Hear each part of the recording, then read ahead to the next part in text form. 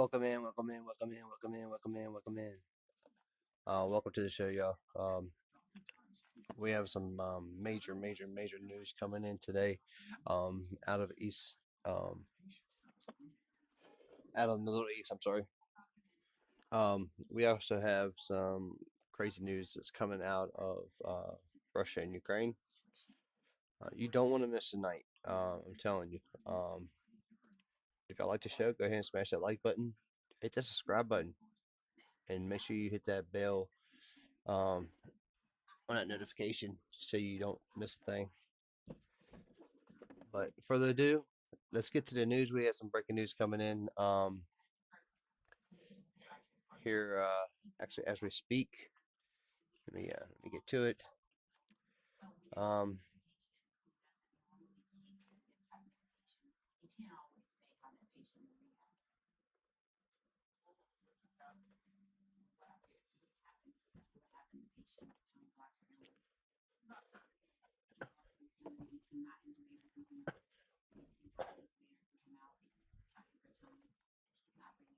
One second, yeah. Let me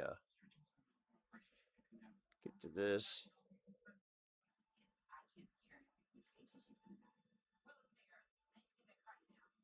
All right, let me pull this over here so y'all can see it real quick. Oh, apologize.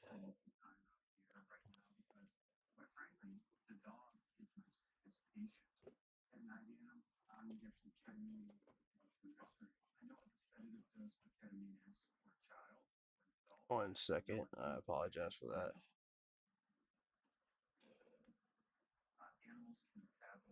Yeah, for some reason I don't have no sound. But anyways, if y'all can hear that, let me know. But I can't hear it for some reason. It don't have no sound. But anyway, further ado, let's get to our news that we actually have. I can actually go ahead and tell you that the Iranians are saying that the Strait of Hormuz is going to be staying closed permanently. But that is some major news, not only for our soldiers, but for EU's economy, Germany's, all of them. I mean, they're all hurting right now. I mean, they're getting all from us, but I mean, their normal trade lines are interrupted. So stay tuned. I have other breaking news about to come in. I gotta clarify it first, because like I said on this channel, we bring straight facts, no BS. So let's get to the news that we have for now. Seeing that Iran has deployed more deadly sea mines in the Strait of Hormuz, which turns out to be a pretty accurate prediction that we made last night. We also see that U.S. fighter jets and aircraft carrier has arrived near Iran, and it looks like they are locked and loaded. And also, there's been more gunfire reported near Tehran in an unusual circumstance. And we have a lot of news, and it's good to see you all once again. And of course, we're going to be covering the past 24 hours of the news from around the world, as we have been able to hear of significant developments once again within the Middle East, Eastern Europe, and also East Asia, the Indian Ocean, Western Europe, and also the United States of America as well over the course of this day. According to information that has come out over the past 24 hours, U.S. armed forces are beginning to move and relocate significant numbers of additional forces into CENTCOM's area of responsibility for what may be future attacks against the Islamic Republic of Iran, as U.S. officials did leak to the press today that there is some sort of a contingency plan being made in the background right now to be able to possibly conduct further ground strikes against the Islamic Republic of Iran to be able to remove some of the government officials that may be more so jingoist and wanting to continue the conflict against the United States of America. We do understand that additionally, the Islamic Republic of Iran was confirmed yesterday in that large drone swarm that we saw in satellite photography to have been laying mines within the area of the Strait of Hormuz, as the President of the United States has announced today that the Iranians were using the fast attack boats to lay even further amounts of mines within the area of the mine minefield inside the international waters of the Strait of Hormuz. With this announcement being made by the president, orders were also additionally given to be able to target and destroy any Iranian fast attack boats that are found within the areas of the international waters or territorial waters of the Islamic Republic of Iran within the area of the Strait of Hormuz over the course of this day. We have also been able to hear that the President of the United States has reiterated that the war is only young, and some wars like Vietnam have lasted 18 years. And people have only given him 6 weeks, which is very unfair, and he should have 18 years to resolve the conflict. We've also been additionally able to hear that the United States of America's president has also stated that there may not even be a necessity of making a deal with Iran at all, and they may just be able to let the situation do what it does and be able to generally just walk away from it. We then heard from the Islamic Republic of Iran that the supreme leader, or at least the alleged supreme leader, Mojtaba Khamenei, stated that decentralized decision-making would still be made by IRGC forces due to the fact that communicating with the central government at this moment, which is allegedly under Mojtaba's command, is apparently too difficult to be able to conduct. We have also been able to hear that Iran did lay more mines from the Iranian side as well, which we were able to confirm. Some top officials within Saudi Aramco, one of the major oil producers within the Middle East, have stated that things are going to start getting economically worse for everyone around the world very quickly, and not better, if things continue the way they are inside the Strait of Hormuz, stating that agriculture and a myriad of other industries could be heavily damaged and greatly inflicted by the shutting down of the Strait of Hormuz, which is still completely blockaded by the Islamic Republic of Iran. But not to fear, as the President of the United States also stated today that the United States of America is the one enforcing the blockade, and our blockade is an absolute success. It's stopping any vessels from entering or leaving the Strait of Hormuz at this moment, and this is exactly the way the United States government has planned the outcomes.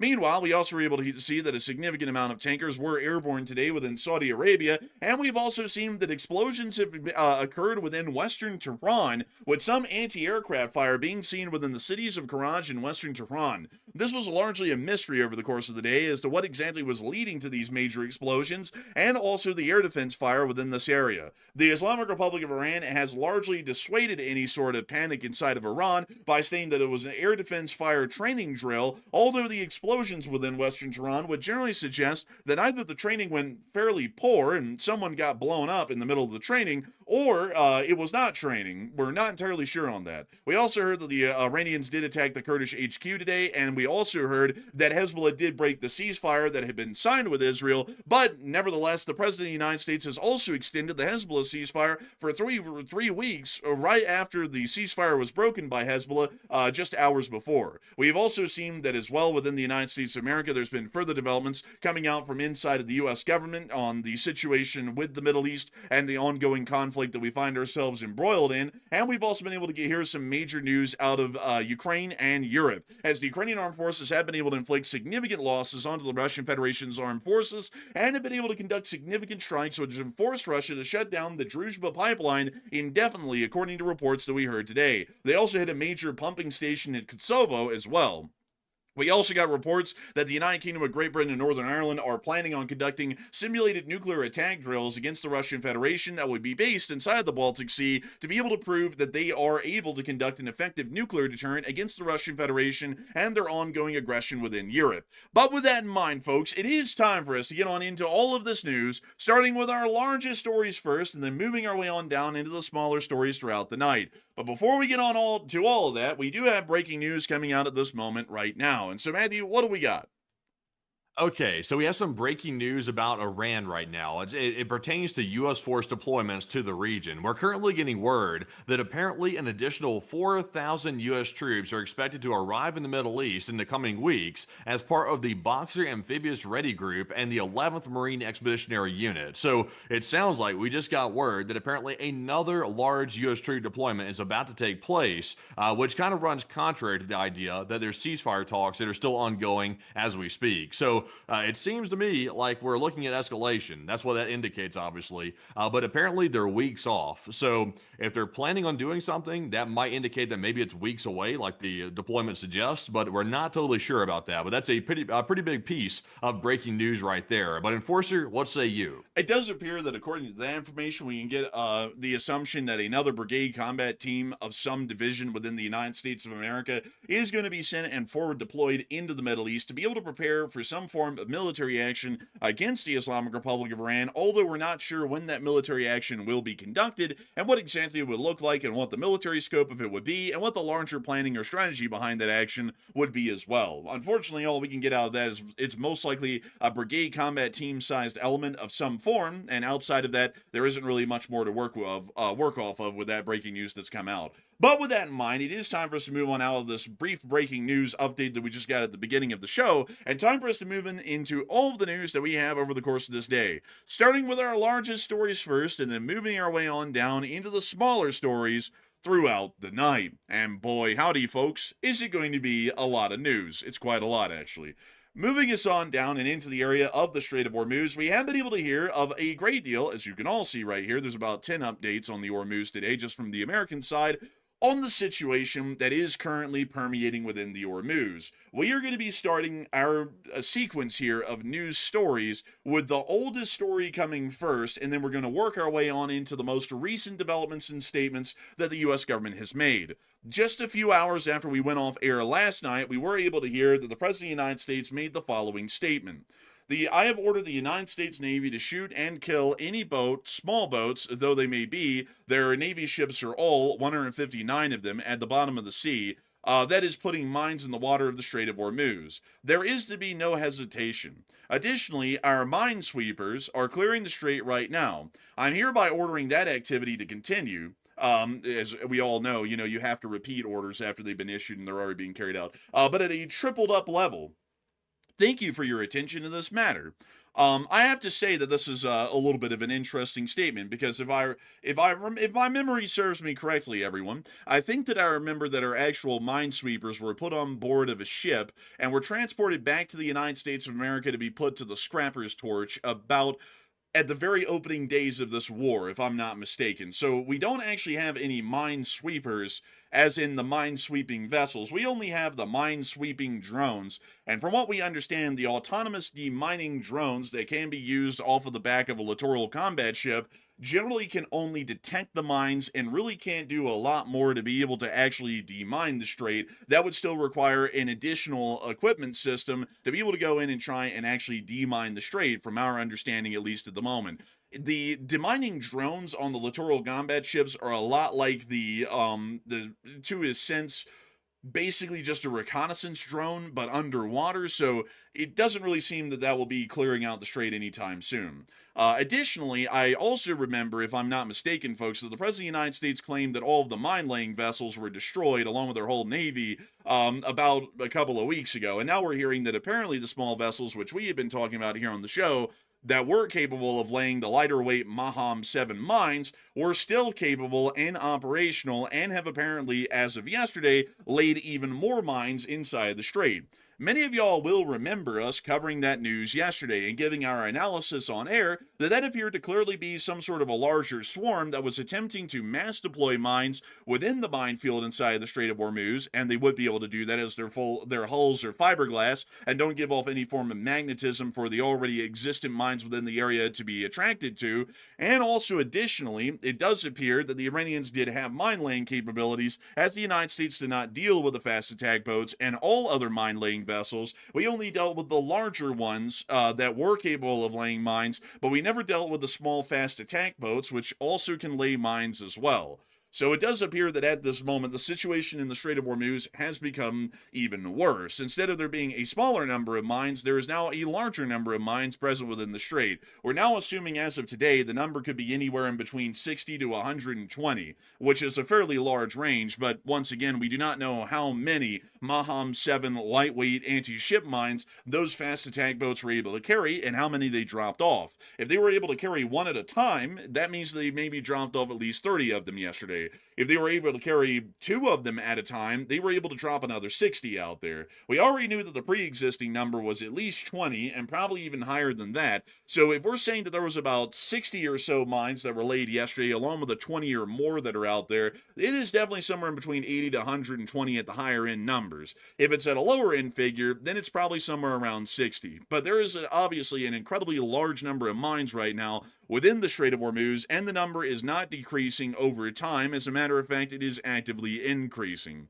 We have yet to see any confirmed U.S. military actions either striking and destroying these smaller fast attack boats, as we understand that a large amount of them have retreated to some form of secured bunkers and shelters along the coastline to where they cannot be directly hit and destroyed quite easily, meaning that we're largely waiting at this moment for them to come back out and into the open sea for us to be able to try and strike them and destroy them. So we're not really seeing that any military action has been conducted in that regard so far to be able to knock out the fast attack boats and stop them from continuing to mine the strait in even larger figures with each passing day.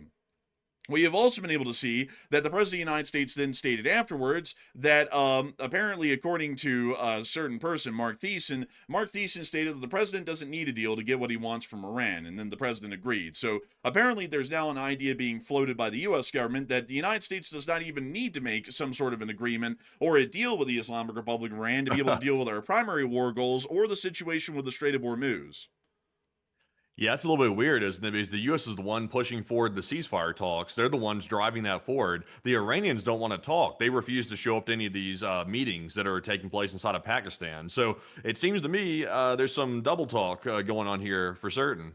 It certainly does appear so, and also there's a greater question to be asked here, folks. How in the world are we supposed to deal with the Iranian nuclear program, their funding of terrorism, and also their intercontinental ballistic missile programs if we don't end up making some sort of a agreement with them to where they agree that they're not going to do that? Or at best, at least overthrow their government to where the current Islamic radical regime that's in charge wouldn't be able to do that again because they wouldn't exist anymore. And also, how are we supposed to open the Strait of Hormuz if we're not actively clearing it right now? Just by just sitting around and waiting for the rains to come by and bless Africa. I don't really understand what the whole concept here is of we don't need a deal. I mean, we obviously need some sort of agreement with the Iranians. We either need the Iranian government to agree to cease to exist, or we need them to agree to most, if not all, of our demands, resulting in a U.S. victory. So I don't really understand the statement right now about the United States not needing a deal, as it doesn't really make a lot of sense to me.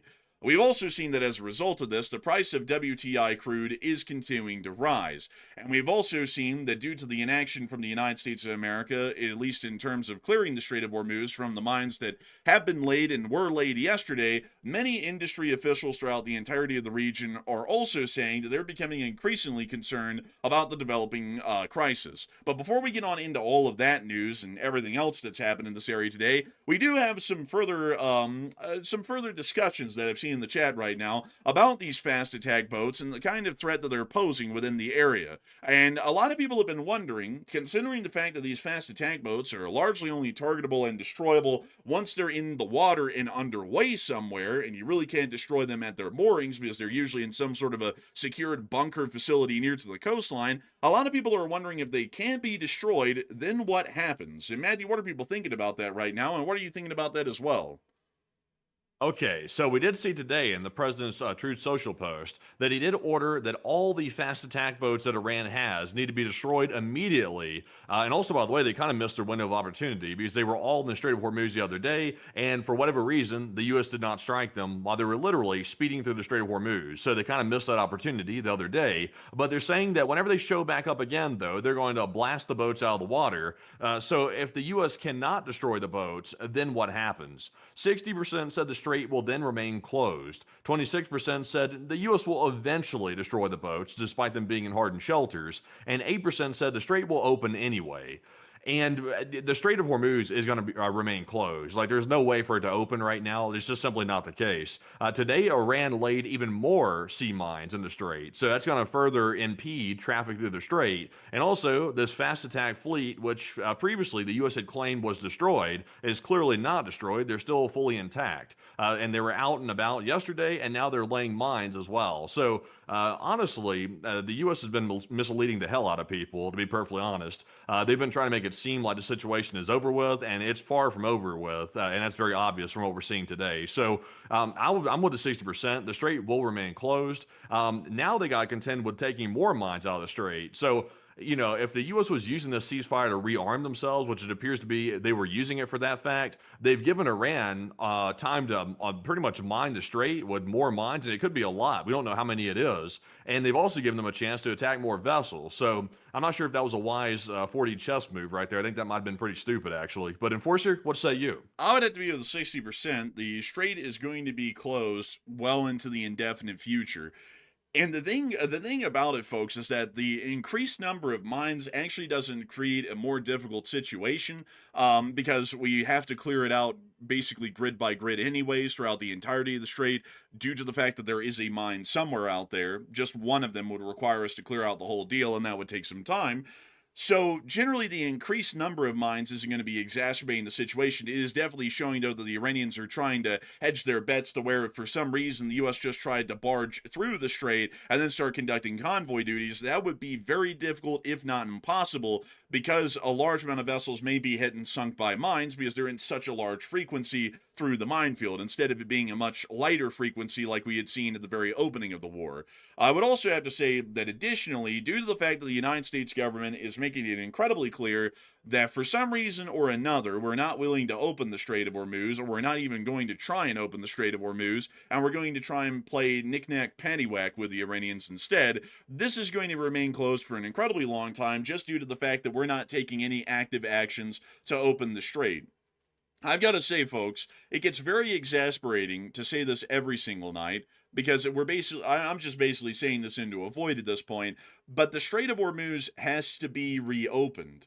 If someone doesn't understand that, maybe they need to be removed from their position, so that way someone who can come in who would understand that would be able to take the reins and see that this is done effectively at this point, because continuing to allow the Strait of Hormuz to be closed for any extra days beyond today, starting a week ago, is damaging the United States and our sphere of influence to the umpteenth degree. It's to the point that You got it all wrong.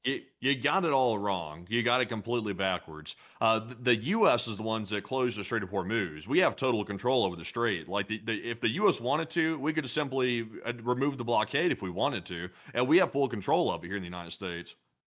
Oh yeah, I forgot. I absolutely forgot. We're about to get to that news later. The Strait of the blockade is actually our idea, folks. It's a master move on our end. Yeah, it's a 4D chess move. It's we double close the Strait, by the way. Honestly, folks, it's so crazy at this point that now the narrative coming out of the United States is, because they've put a U.S. blockade behind the Iranian blockade, now the U.S. is in full control. I mean, that's insanity. I mean, that is so crazy. That it's desperate as hell to come up with some narrative to like twist it to where the U.S. is somehow on top in the Strait of Hormuz. It would be better to simply say we don't have control of the Strait. The blockade is trying to reverse the damage a little bit, the U.S. blockade, but we don't have control of it, and that's as simple as it is. And we're working on getting it open instead of pulling this nonstop bullshit routine that they're doing right now. It's really absurd. This is literally the "you didn't fire me because I quit" move. Basically, it's like, yeah, I'm not losing income from being fired because I quit 2 minutes beforehand. You just didn't know. The resignation didn't make it to your desk. It's like, this stuff can only go on so long, folks, before we just have to say it. I mean, it's not been conducted well throughout most of the conflict, and we've been seeing that for a while. And at this point, everything's just coming together now to show that this is an absolute disaster almost at this point. And it's crazy because the truth of it is, folks, is that if there was somebody in charge that had planned the war as in we were going to be fighting a long war of 6 months, instead of acting like, we're going to do a movie routine and kill the leader of an enemy country and then the whole thing collapses overnight, we wouldn't be in the situation that we're in right now, because the war plan would have focalized on the Hormuz first and then moved on to everything else second.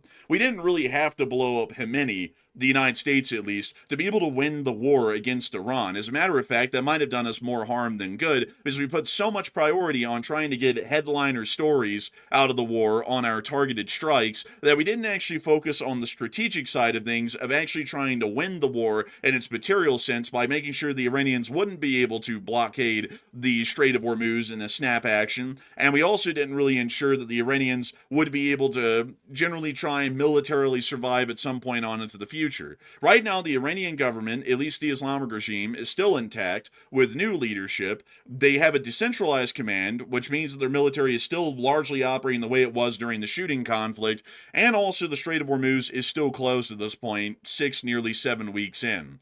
This is not a good situation for us to be in, and as a matter of fact, based off of our analysis that we had before this war even started, this is actually the worst case scenario that the United States could have been in strategically due to the fact that the Strait of Hormuz was completely overlooked during the entirety of the earlier part of the conflict, when it was imperative that we deal with the situation.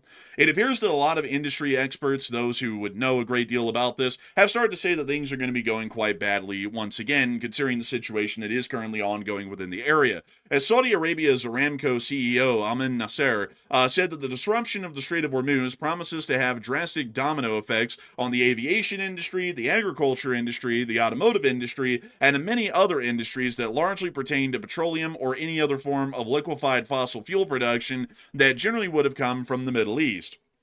From what we're understanding right now, to explain the logistics situation again, the world consumes 100 million barrels of crude oil a day. Out of that amount of crude oil, around 28 million barrels of that is produced in the Middle East every single day, and has to be shipped out around the world for the world to be able to consume it. We produce just a little bit more crude oil globally across the whole world than the world consumes day over day. With the Strait of Hormuz being blockaded, a larger part of the oil that the Middle East produces, about 28% of the world's production, has been shut off from being a part of the global supply chain for 6 weeks now. We're already starting to hear that Europe is going to be running out of aviation-grade jet fuel continent-wide here within the next few weeks. We're already seeing that some of the poorer countries in the world that cannot really account for or adjust their spending to the rising prices, like Mozambique, have already started to run out of fuel. Prices are rising at the gas pumps around the globe for everybody due to the fact that we are still consuming globally 100 million barrels of crude a day, and we're only getting, in global supply these days, about 70 to 75 million barrels worth of oil per day, meaning that the world is running a 25 million barrel oil deficit daily at this point, and that can only go on so long until we start to see significant material shortages, because there literally just won't be enough oil to go around, and there is no amount of what-if-isms and also dreamy wishes that is going to be fixing that problem. Venezuela is nowhere close or comparable to Middle Eastern oil production in numbers. There is no oil fields that can mature quickly enough in the United States of America to completely replace the Middle East, because the United States of America would have to produce 175% of its current crude oil production in less than 3 months' time to be able to try and account for that issue. Europe cannot really account for that either, as well, as there largely are no large oil fields within most of Europe to be able to tap into, rather than the ones that have already been tapped into so far. China doesn't really have any oil fields of its own to speak of, and because of the situation with the ongoing war in Ukraine, most Russian oil fields are largely inaccessible, and even if they were accessible, the Ukrainians are going to make sure they're not. So generally the situation is, in short, somewhat grim at this moment right now, and it does appear that we'll most likely be guaranteed at this point significant economic calamities due to the disaster that has now unfolded within the Strait of Hormuz as far as our strategic outlook is concerned on the U.S. war front. So, not really looking too good, and it does appear that the United States might be trying to see about continuing military actions at some point here in the near future to be able to deal with that situation. And to skip ahead to the most recent thing that we heard before we went on stream, we did get to hear that U.S. military planners are reportedly developing options to strike Iranian military leaders and other obstructionists within the regime who U.S. officials have suggested are actively undermining negotiations. That was according to CNN. Ahmad Vahidi, who is the commander of the IRGC, is reportedly one of the individuals that might be on that list. It does look as though the U.S. may be working towards continuing strikes against the Islamic Republic of Iran, as we did get reports yesterday that, well, actually, just within the early hours of this morning, that the USS George H.W. Bush, a Nimitz-class aircraft carrier, did arrive within CENTCOM's area of responsibility today. So far, we're not sure if that means that the USS Gerald R. Ford is relieved, or if that now means that we have 3 carrier strike groups within the region, which would be significantly increasing available naval air power, at least within the area at this moment in time, and also additional air defense interceptors from the SM-3s and the SM-2s on board the the guided missile destroyers that are a part of that escort in the carrier strike group, and also a couple of additional logistical support capabilities that would also be tagging along with that additional carrier strike group as well. We've also seen clear evidence that another flight of FA-18C Hornets from the United States Marine Corps have been making their way across the sea and into the Middle East today, as well as around 12 FA-18C Hornets are making their way to the Middle East, and they were seen in this picture right here in Lajes in the middle of the Atlantic. We then saw flight radar information and ADISB transponders showing that a significant flight of KC-46 Pegasus aerial refueling aircraft were flying over that area and apparently bringing the FA-18s in tow to the Middle East, showing that additional air power is being brought into the area at this point. And with the breaking news that came out right when we were going on air that another 4,000 ground troops are also being moved into the area as well, it does appear highly likely, at least at this moment, that the United States of America may be trying to prepare for a continuation of the conflict, although at this point in time, we don't know exactly what that would look like and what that would be turning into over the next coming days and weeks. But actually, at this moment right now, we have more news, some news coming out. So, Matthew, what do we got? Okay, so it's really not breaking news, but it is something interesting here. I'm not sure if we had this in the news cycle tonight or not to cover it, but just to go over this real quick because it looks like it's piquing the interest again. Apparently, according to some reports that are out there, a U.S. Navy sailor that was assigned to a minesweeper that was allegedly heading to the Middle East was apparently just medically evacuated after he was scratched by an Asian monkey while ashore in Thailand. That's an odd occurrence. I'm not really sure what to say about that. I guess they were in Thailand. I guess they were on the shore, and apparently one of the monkeys came up and scratched the guy. Must have drew blood or something, I would assume. So that's just what we need in the midst of all this is something like that happening right there. Enforcer, what's your comment on that? Clearly an agent of the Chinese Communist Party. We need to put out a most wanted in the FBI for this monkey. It needs to be found, and we need to hold it accountable to the laws of the United States of America for assault and battery with deadly intent, and possibly even attempted murder against a sailor of the Navy of this republic. Quite an unfortunate incident. Mm-hmm. Why would you have to be medically evacuated from Thailand over there? I mean, why can't you just get treated there? I mean, surely getting scratched by the monkey is not that dangerous, could it be? I don't know. Actually, I wouldn't really be honest with you, but I do have to tell you, Matthew, that I have heard that incidents of global, let's see, how in the world would we put this? Global simian-isms are continuing to happen. We are hearing, folks, that there have been increased attacks and threats of attacks on U.S. bases throughout the world from those Asian monkeys. So, just a little clearance on the scratching of the monkey. It can transmit. Hepatitis V virus. It's rabies risk. It says that if scratched, wash the wound thoroughly with soap and water for at least 15 minutes, and consult a healthcare provider for evaluation. Monkey behavior. Monkeys can be unpredictable and may have aggressive behavior. So yeah, I mean they can carry the hepatitis B virus.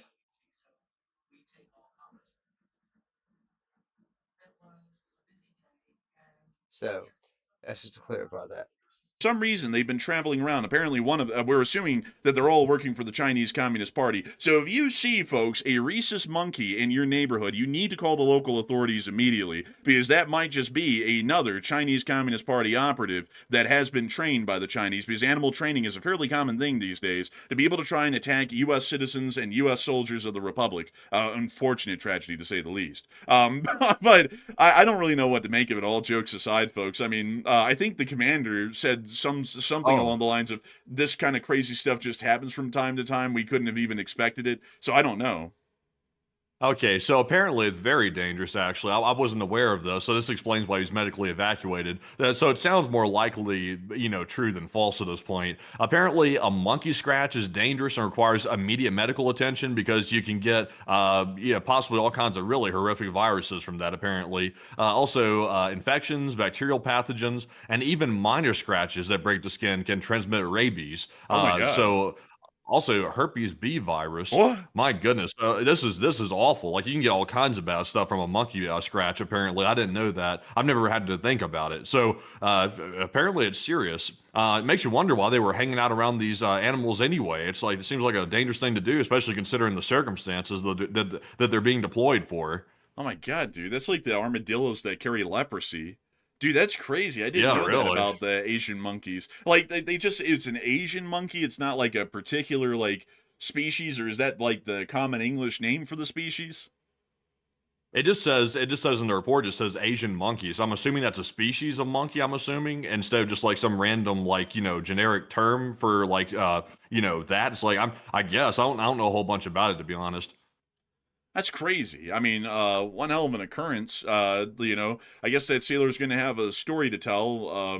I don't know if it's a good one or a bad one, but it's certainly a story. So there you have it. Apparently, we now understand that one of the crew members has apparently been scratched by the Grim Reaper monkey in Thailand, and he will now have to be returned to the United States for them to try and save his life from all the afflictions that he may have just gotten from being scratched by this monkey.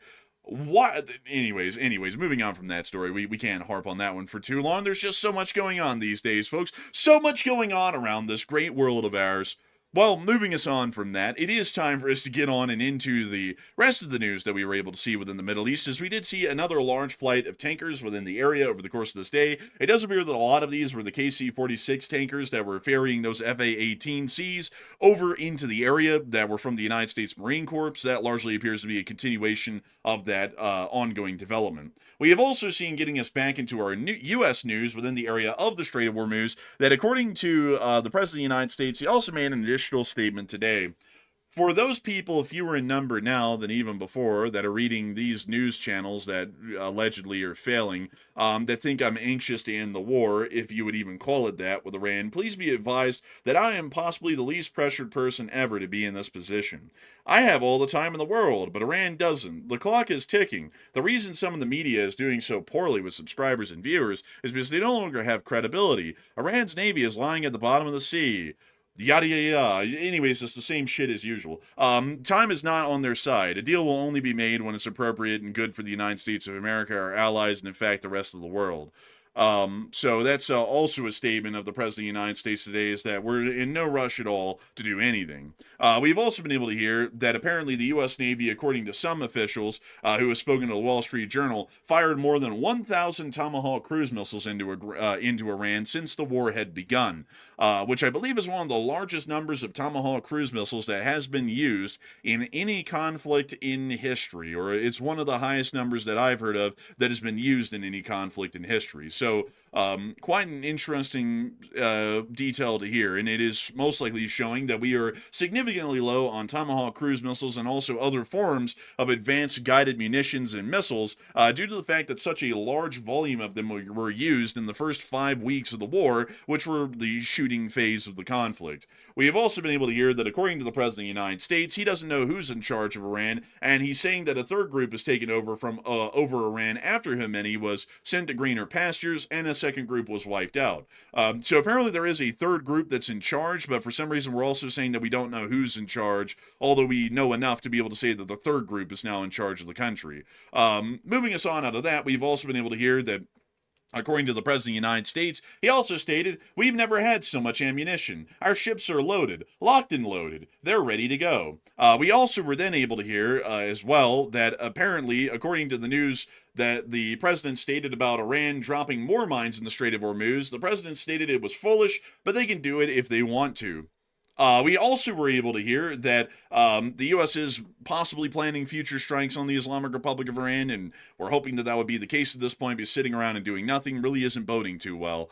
We've also been able to hear from the Iranian side that, according to their claims today, Mojtaba Khamenei has authorized Revolutionary Guard generals to make decisions due to the difficulty of communicating with the central authorities inside of Tehran. We have What the? It's like, what do they mean difficulty communicating? It's like, also, by the way, how come this guy hasn't been seen by anybody? He hasn't been out for public events. I mean, so I assume he's scared to come out because he doesn't want to get hit by a U.S. airstrike. I'm assuming that's part of it. But he hasn't been seen on camera. He hasn't been seen in photos, on video. He hasn't been seen by anybody. If somebody's seen him, they haven't said nothing about it because this guy's more elusive than a ghost at this point. He could be a ghost for all we know. It seems like he's relinquished all control, despite being the alleged leader of Iran. I don't even know what to make of it anymore. Honestly, the whole thing is a joke at this point. I don't even know what to make of it, folks. I'm not even really going to really ponder on it too much. I'm just going to. So breaking news, and y'all, breaking news. We have breaking news right now. It's coming in. We have confirmation that the USS George W. Bush carrier strike group has arrived in SIGCOM's command. So they have gotten in the region in the Middle East, close to Iran. Um, I'm sure they're probably somewhere.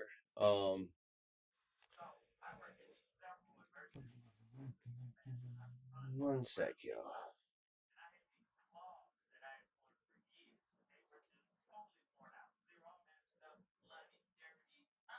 I'm wondering if they're going around Africa and stuff, or if they're going to. No, they'll go through the Mediterranean Sea, probably.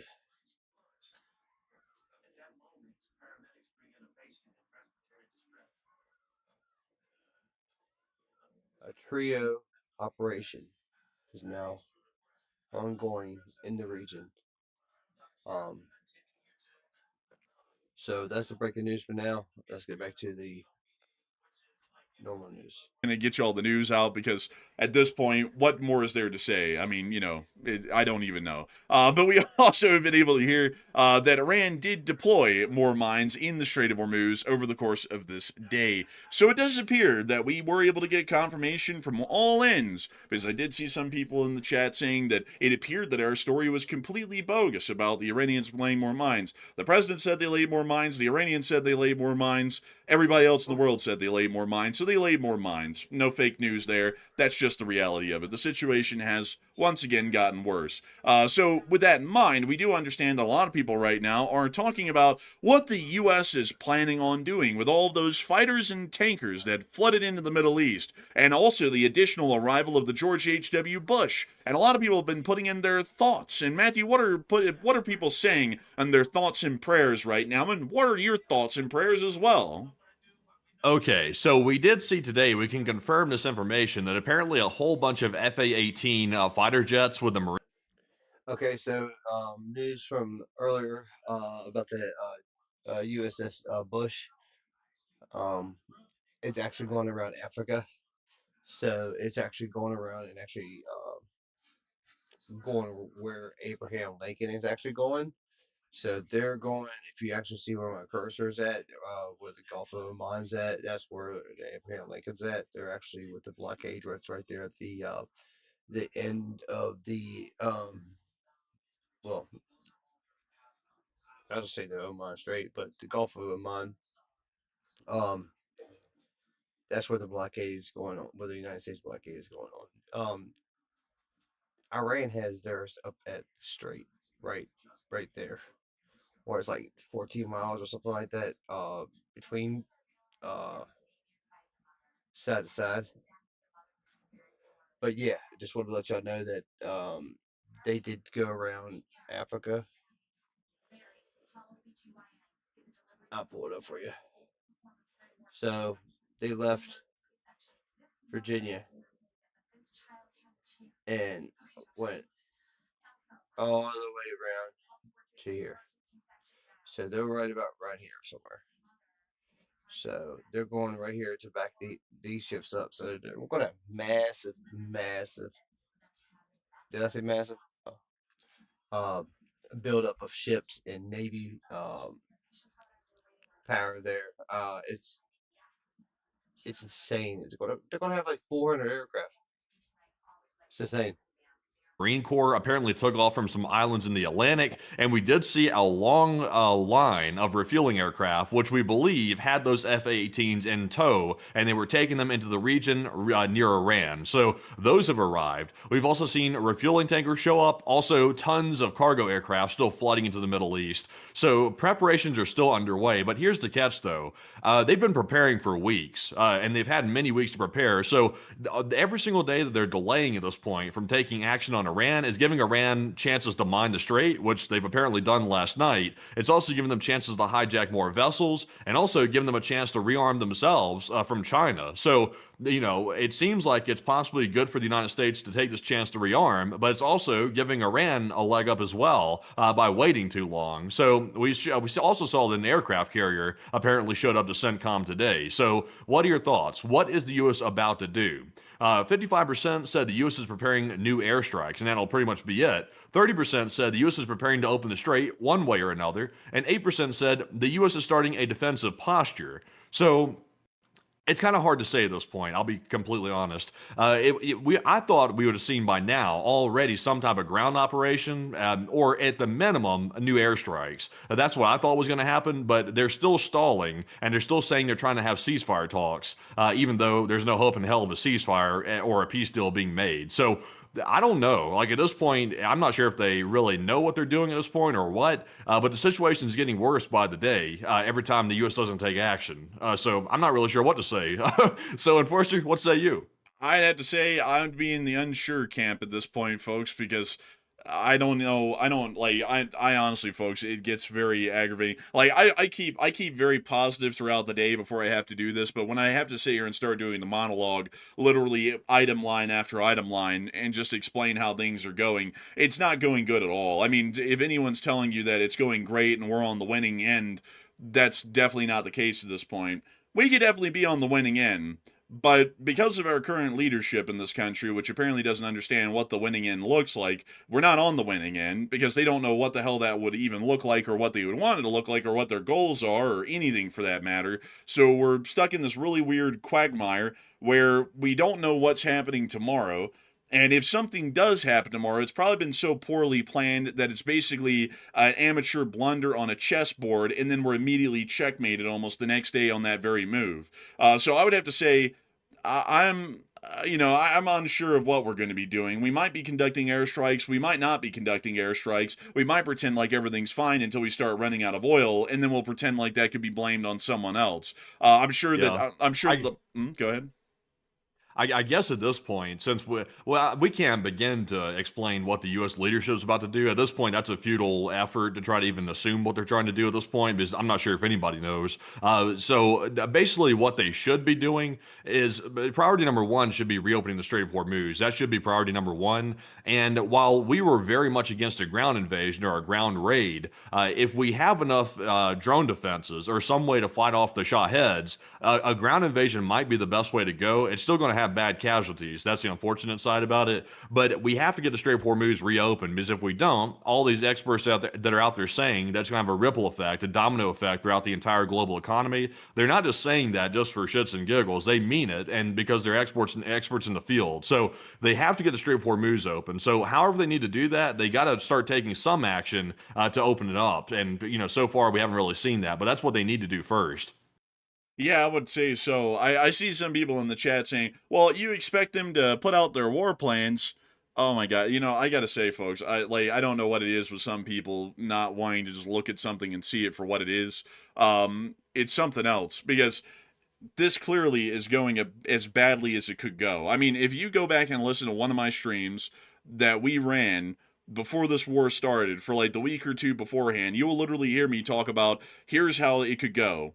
It could go well or it can go badly, and it all relies on what we do in the first opening days on Hormuz. And now we're literally looking at the very worst case scenario that I explained could happen way back then. I went over all of the different avenues that this could go down in a broader sense. I said it could go well and we could clear the Ormuz and then they don't have any leverage and we just obliterate them until we get what we want. Or, you know, we can end up not doing something about the Ormuz, which would be absolutely detrimental and would be highly unlikely because the military has been talking about this for decades, and we would end up being economically screwed over. And then we ended up doing nothing about the Strait. We're still doing nothing about the Strait, and we are going to be economically screwed over as a result. Economic experts, which generally know what they talk about, and also oil industry experts, which generally know what they're talking about because they're experts in their industry, have been saying for weeks now that this is going to evolve, if the situation does not change, into an unmitigated financial disaster and an economic disaster for the Western Hemisphere, and generally for the Western world at large. And it is turning into one at this moment right now. It is. And I don't know what in the world we're doing, sitting around idly for another day, not trying to fix the situation, because that would be the clearest thing to do. Because this is all they have to say. They don't have to explain the war plans, folks, like they did on that Signal chat that they accidentally let the editor of The Atlantic into. They don't have to do anything that deliberate. They just have to sit there and say, we're going to conduct military actions to open the Strait, and we're going to get it open hell or high water. That's all they have to say.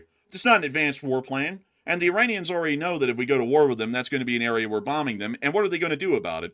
Because they know that a bomb's going to get dropped on the IRGC's head, what does that make their heads invincible? It doesn't. Like when Germany knew that we were going to be landing in France, they knew we were going to be landing in France, but they didn't know where. Like, generally, you give a general...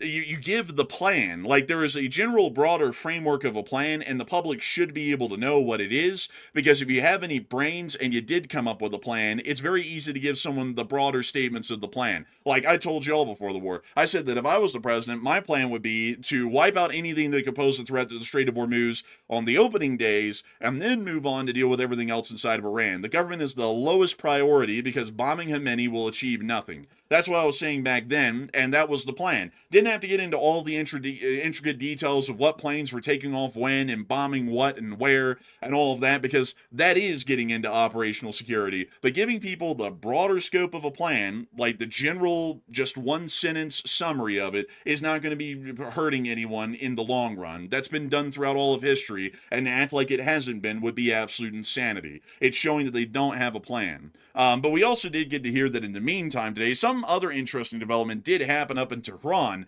which was quite interesting to say the least. We were able to report that some sort of an explosion happened up in the area of Western Tehran. We don't know why or what this was or what blew up. We don't know anything about it. We just know that there was an explosion and that was it. Not long afterwards... It could be back. They could be back to shooting down their own drones again. It's very possible, because remember when they were getting scared last time, because they know that an attack's probably coming soon, so they're probably getting trigger happy, I would imagine, with their air defense. The last time we were around like this, we saw that Tehran was shooting down their own drones over the sky, and then they said, "Oh, it was an Israeli drone." And it turned out it was an Iranian drone, their own drone that they shot down before, just because they got scared. Yeah, I would have to say that generally might be the case, because we did get to see that not long after that, videos started to come out from Karaj and Tehran showing large amounts of air defense fire throughout the area. This clip here is showing some of those air defense shells proximity fusing or time fused detonations within the upper area of the skies around Karaj.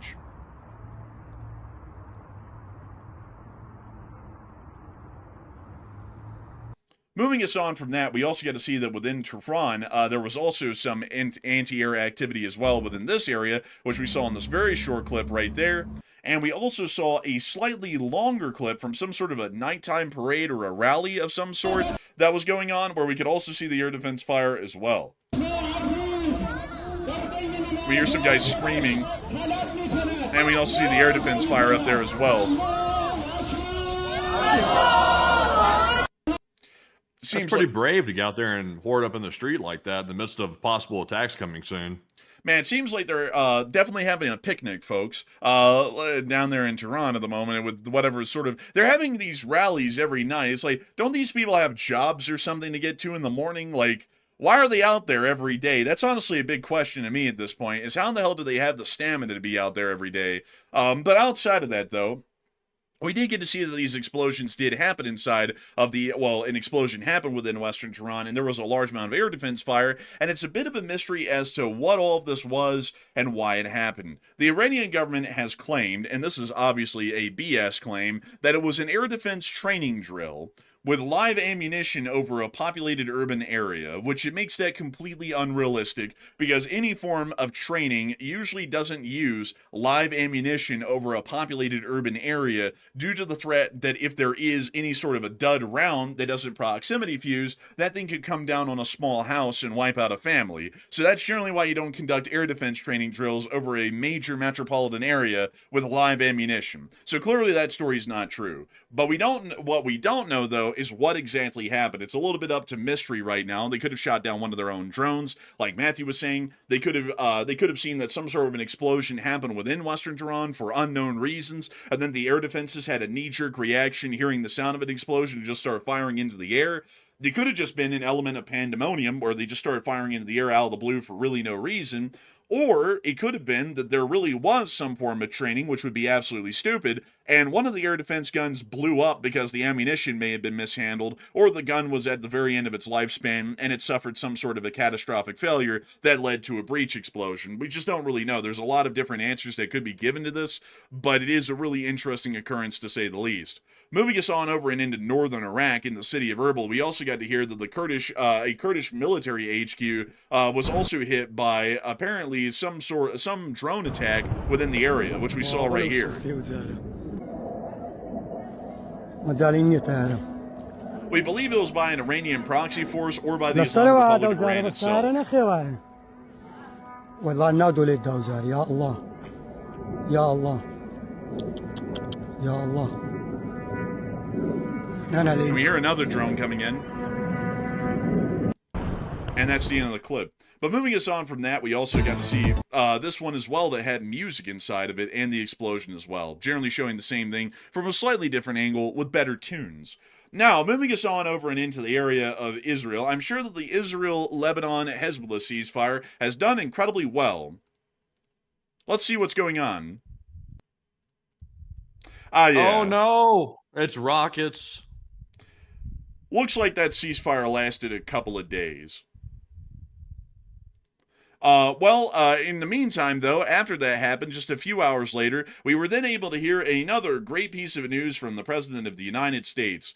Actually, as a matter of fact, this was posted only about 40 minutes after Hezbollah, kind of broke the ceasefire by firing more rockets into Israel. But the President of the United States, the Vice President of the United States, Secretary of State, and the Ambassador to Israel and the Ambassador to Lebanon met today with high-ranking representatives of Israel and Lebanon in the Oval Office. The meeting went very well. The United States is going to work with Lebanon in order to help it protect itself from Hezbollah. The ceasefire between Israel and Lebanon will be extended by 3 weeks. I look forward in the near future to hosting the Prime Minister of Israel, Bibi Netanyahu, and the President of Lebanon, Joseph Aoun. It was a great honor to be a participant at this very historic meeting, the President of the United States. Apparently, we are understanding, folks, that it was a mostly peaceful rocket attack on Israel. They were only voicing their frustrations to their systemic oppression that's been happening to them, and it has really no impact on Hezbollah's thoughts against Israel. The fact that, one of their mottos is death to Israel has no impact on that at all. And we also understand that it has no impact on the ceasefire whatsoever, because once again, the armed attack against Israel was mostly a peaceful demonstration, and for that reason, it's having no impact on the ceasefire so far. So it will be extended another 3 weeks. Also, by the way, Matthew's telling me to clarify the sarcasm. I don't really know to what extent, because I feel like the sarcasm is a little bit obvious. But, obviously the ceasefire. I just want to make it clear, so that way if a YouTube reviewer listens to it, they don't think you're supporting Hezbollah or something. Oh, well, I mean, obviously it's sarcastic. I mean, a rocket attack against a country like Israel or any country for that matter is definitely not a peaceful affair. As sarcastic as I can be, it's clearly another armed attack against the Israelis. but, just out of the blue of it all. Apparently, this one doesn't matter, according to the United States government, which is a little bit interesting. But anyways, moving us on from that, we are going to be moving on out of the Middle East in general and on into the area of the Indian Ocean, as we did get to see that the United States of America, according to the U.S. Department of Defense, did board and seize another vessel today that is alleged of conducting sanctions evasion by the United States of America. We did see the helicopters pulling up alongside and dropping off the Marines on board, which then proceeded to the bridge, seizing the vessel. We could also see the U.S. auxiliary vessel that launched the helicopters that then arrived and started to drop off the forces on board the ship to be able to board it and seize it. So That's pretty calm. It's a pretty calm boarding of that ship right there. They just literally roped down, calmly walked to the bridge, took it over. They didn't seize this one, though, I don't think. I think they just went on board and they inspected it, and then they might have left after that. Let's see here. We continue. They just say a maritime interdiction and a right of visit boarding. So I guess that would be true, but then they say it was transporting oil from Iran, which means that it would be seized most likely. So, I guess you are right. They just boarded it and left, but that's a little bit interesting. They're saying it's stateless. Which one would most likely bring up some significant questions and lead to it being seized. And they also said that it was transporting oil from Iran, which would also lead to it being seized. And weirdly enough, they didn't really state specifically that they actually seized the vessel. So a little bit interesting with that one. I don't know what to make of it, but we'll have to see. We'll have to see what comes out of that. But moving us on out of that little bit of news and circling us back into Tehran, a lot of people currently right now are talking about the air defense fire that was sporadically seen over Tehran and Karaj over the course of this night. And Matthew, what are people thinking about that, and what are you thinking about that as well? Okay, so now that we saw the air defense fire over Tehran and other cities, what do you think is really going on? 40% said Iran's getting trigger happy, meaning they're getting scared, while 33% said Iran is shooting down Israeli or U.S. drones, and 13% said Iran's shooting down their own drone. And I personally think that Iran's getting trigger happy. They know that an attack is likely imminent, and they're simply getting very worried. And we saw this the last time before the attacks happened on Iran. Iran started doing this exact same thing. So they probably know it's coming, and their air defense people are probably getting a little bit shaky in the legs a little bit, and they're also getting shaky in the trigger finger. So once one of them starts opening up fire in the sky, they pretty much all start opening up fire just to play it safe. And they don't know really what they're aiming at. They're just firing just for the hell of it. So I think that's probably what's going on. So I'm with the 41%. But Enforcer, what say you? I'd have to say that Iran is probably getting trigger happy again. We have seen that sometimes mass pandemonium does grip the air defenses within some cities, and they just started to fire off sporadically into the skies out of the blue. And I have a feeling that's probably what happened this time around. I don't know how to explain the rising smoke from an explosion that we saw in western Tehran. I wouldn't be able to explain that one well, but I generally would believe that they were most likely having some sort of a knee-jerk reaction in fear that there was something in the sky, considering that they never know if anything's up there, even during the active war, and they would generally just fire up into the sky to look busy, because that's about the best that Iranian air defense can amount to. So, with that, I hope that does address that well. And with that in mind, folks, it is time for us to move on and into the rest of the news that we do not have from the Middle East, which is going to be moving us on into China, Eastern Europe, Western Europe, and the United States of America as well. There might be a couple of additional pieces of news that did come out of the United States today that might pertain to the Iran situation, but generally, we're going to be moving on into slightly more positive pieces of news today, things that turned out a little bit better than what was going on in the Middle East. But before we move on from that, I do have to thank all of y'all so much for watching so far. It's an absolute honor and a pleasure to know so many people have been watching this stream, and I hope that we've been able to cover the news accurately and reliably once again tonight and give some pretty decent analysis. Now, before we move on into the rest of this news, I do want to make sure that we take a moment to be able to address 3 questions from the chat, and then we'll be moving on into the rest of the news for the night. So, Matthew, what do we got? All right, so let's start off with our first super chat, which goes to none other than Joppy1992. And thank you very much, Joppy, for being a channel legend and supporting the channel with that $50 support, and we do appreciate that. And Joppy said, as a European, I consider the U.S. government to be, in his words, a traitor to Europe, and doing so much harm that they're turning the U.S. into an enemy, even if that wasn't their intent to become one. And the U.S. Will blame NATO, but the U.S. did the worst F-up imaginable. It's unforgivable, in Joppy's words. I would have to say that it's really hard, folks, for me to have to deal with a day like today, because me personally, folks, I'm a huge patriot of the United States. Very proud of the people of this country and the history of our nation and what we've been able to achieve and what we've been able to accomplish. But if anyone ever said that what we were doing within the Strait of Hormuz right now and with the larger war with Iran and everything else in foreign policy was a good and solid approach, they are absolutely blind to reality and facts. What we've been doing for an entire year at this point has largely been horrendous on most every end. I've never seen foreign policy that's this bad, and we just came off of the tail end of a presidency that put out, in my opinion, one of the worst foreign policies that we had seen at least within the past 100 years. I don't really know how that could be topped, and yet we're watching it get topped in live time. And it's really annoying. What do you think he's referring to? Do you think he's referring to the Strait of Hormuz screwing over Europe, or is he referring to fracturing NATO? Because, I mean, both of those are pretty monumental. It could be either one. I'm not sure. Out of both of those huge F-ups, I'm not sure which one he's talking about. Well, there's just a myriad of them. The whole Strait of Hormuz deal, the tariff war deal with everybody, the threat to annex Greenland, the threat to just break up NATO for the hell of it, threatening everyone to go down and clear the Strait of Hormuz, which isn't even their problem because we started the war. Now, don't get me wrong. I have some few disagreements with what's going on and how the war is playing out. But I just think that he should take more of his advisors, analysts, and actually go with it instead of going with his gut more, because they're going off of military and intelligence straight from the field. And I'm not down in Trump with what he's doing, because I mean, you don't know what is really going on behind the scene. So I'm not cheering anybody on. I'm just stating the facts that, I mean, when we wasn't in this, we was looking pretty good. A lot better than we was. Let me just say that. A hell of a lot better.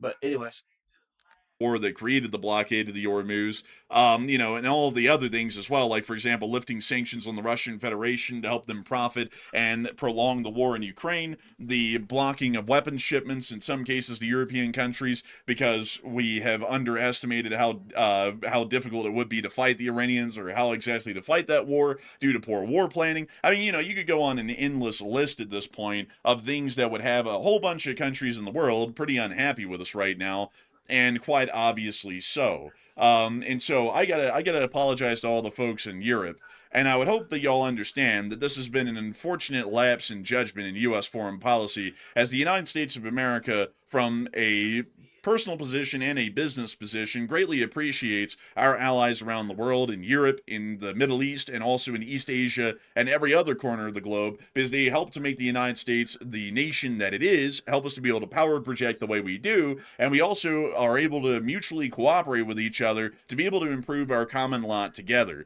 So I would have to say a huge apology to any Europeans who have been taking some executive U.S. policies as the representation of most American citizens, because I can say this clearly to you, I don't believe that a single, hardly any American citizen ever thought in their wildest dreams that this would be the sort of an outcome in the horrendous foreign policy that has been seen so far.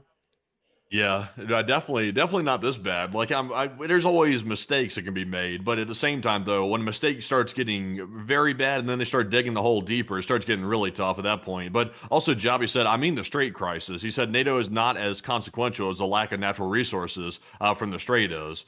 And between the two, I would agree the Strait crisis is the bigger one. Between the NATO fracturing or the Strait of Hormuz situation, the Strait of Hormuz is going to affect and screw over everybody. It's not going to just screw over Europe; it's going to screw over the United States too, which is the crazy part. We're doing something that's an F up that's going to screw over the entire global economy. So it's not isolated to a region. It's not isolated just in the Middle East. It's going to affect everybody. It's going to affect literally every industry too. So if there was any possible F up that you could make, the worst possible one you could make was causing the Strait of Hormuz to get blocked up and not having a way to open it.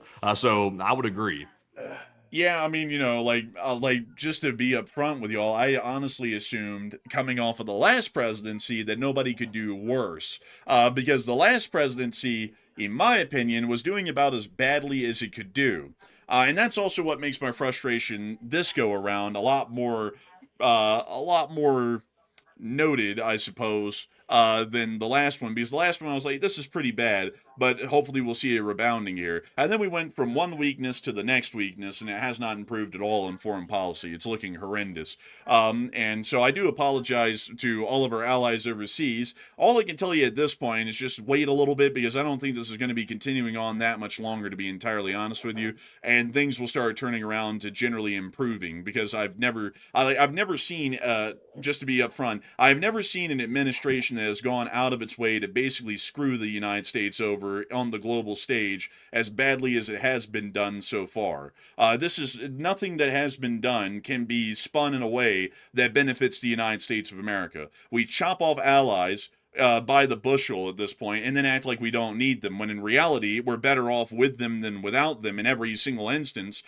We continue to basically piss on everyone in foreign policy. We don't really plan in ways that factor in our allies' considerations or make sure to protect them to show that we're a reliable partner. It's something else. I mean, I've never seen an administration that's done so much to give America a bad reputation globally that would make a lot of people possibly even consider packing up and going over to the Chinese side, because they consider the Chinese to be a more reliable partner and a larger ally than the United States, which is not a great position for us to be in foreign policy, is to actively make the advertisement for China on our own actions as to why we're not a reliable ally and they might want to become communist aligned. But anyways, with that, I hope that does address that the best I can. And with that, we are on to the next one.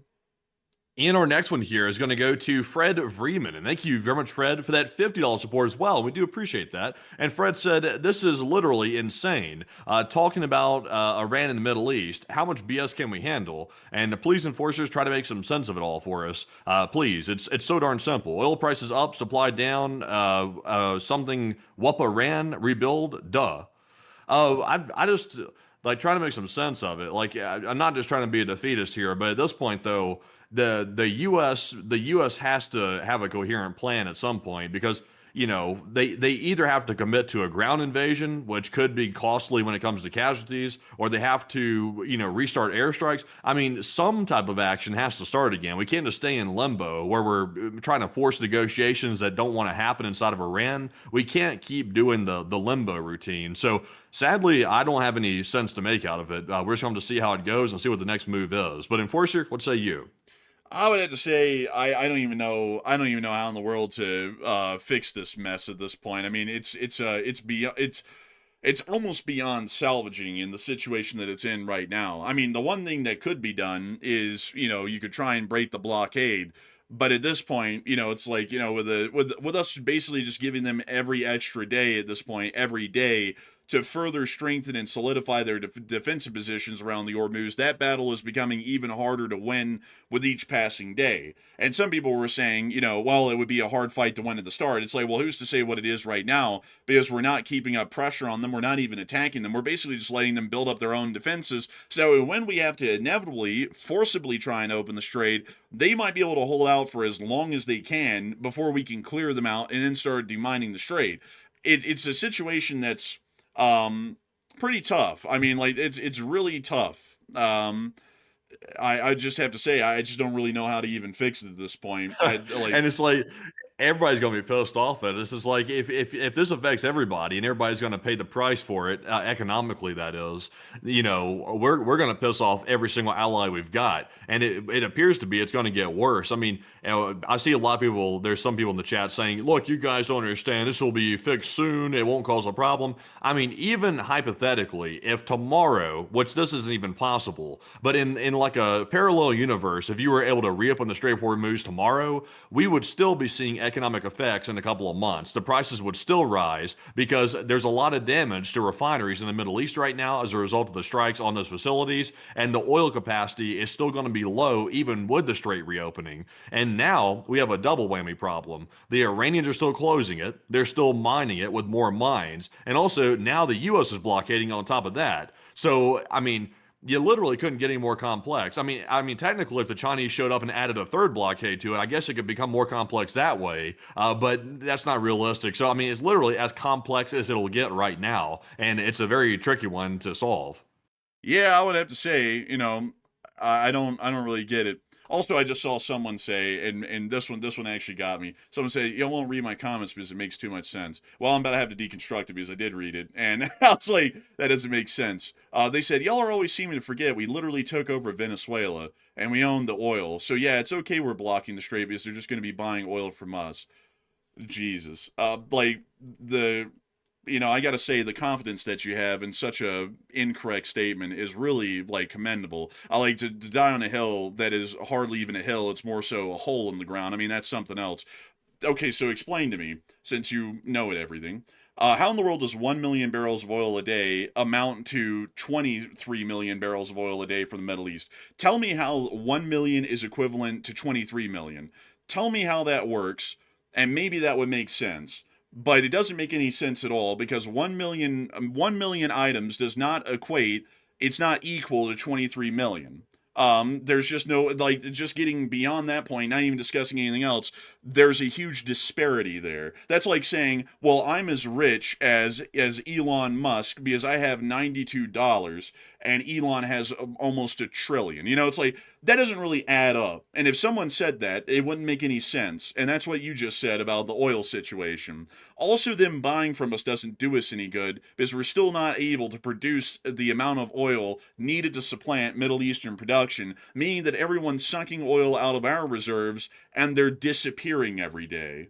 So I mean, not really a great hole to die in right there. Like, to really try and get a common address like that's that poorly thought out. I mean, that was a rough one. But anyways, I hope that does address that well. And a big thanks to your support, Fred, and helping this channel to keep it running. Because if it wasn't for folks like you, we wouldn't be able to make this channel possible, and we wouldn't be able to keep it running. And so with that, we are on to the last question of the segment, and then we're going to be moving on into the rest of the news for the night.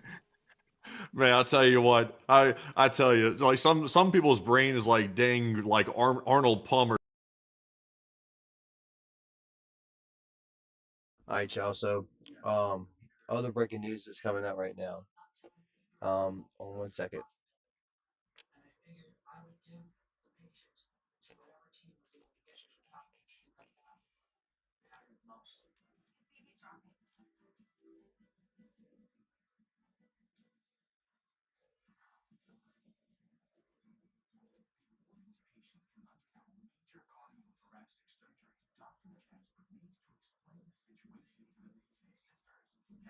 So, um, reported in Iran, air defense systems have been activated to countermeasure if any attacks does happen by the United States or Israel.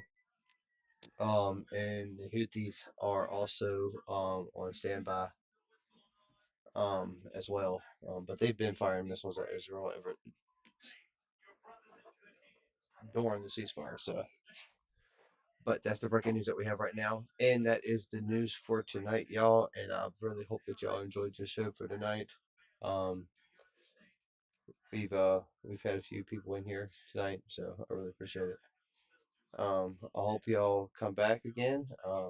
Definitely appreciate all y'all coming, but make sure y'all stay tuned and make sure y'all smash that like button and subscribe button and smash that bell button so y'all don't miss anything. Y'all have